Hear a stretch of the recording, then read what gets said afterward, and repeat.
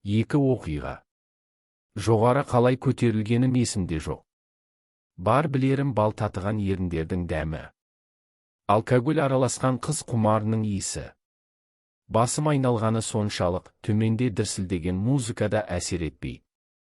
Бар есіл дертім торғынды тар төсекке аунату. Төсекке жетпей жатып, суланған труси шешілді. Көйлекте жартылай сыпылған қалпы төмен сырғады. Бірақ лифчикпен біраз алысуға тура келді. Қара лифчик біраз қинады мені. Қыздың мойнынан аймалай журып оны да шештім. Қыз бүкіл денемді жалап төмен сырғығанда өзімнің де лыпасыз тұрғанын аңдадым.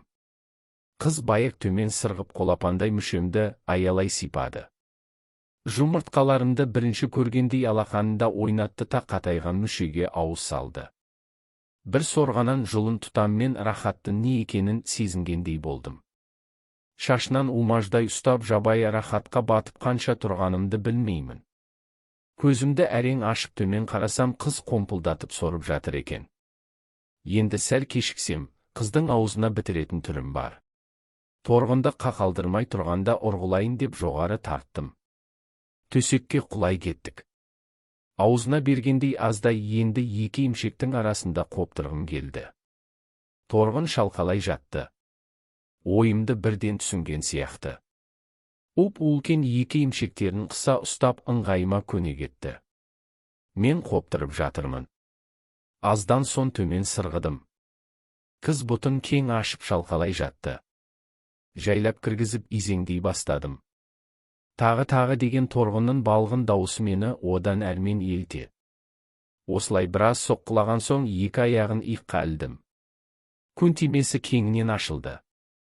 Түбіне дейін тығып қатты ұрғыладым. Екі қолым емшектерден босамай. Ұзақ айдадым.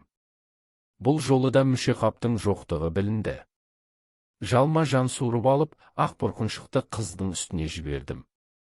Бәрі болып бояуы сіңгенсін, ең бірінші ойлаған ойым бұл қыз қанша жігіттікін сорды.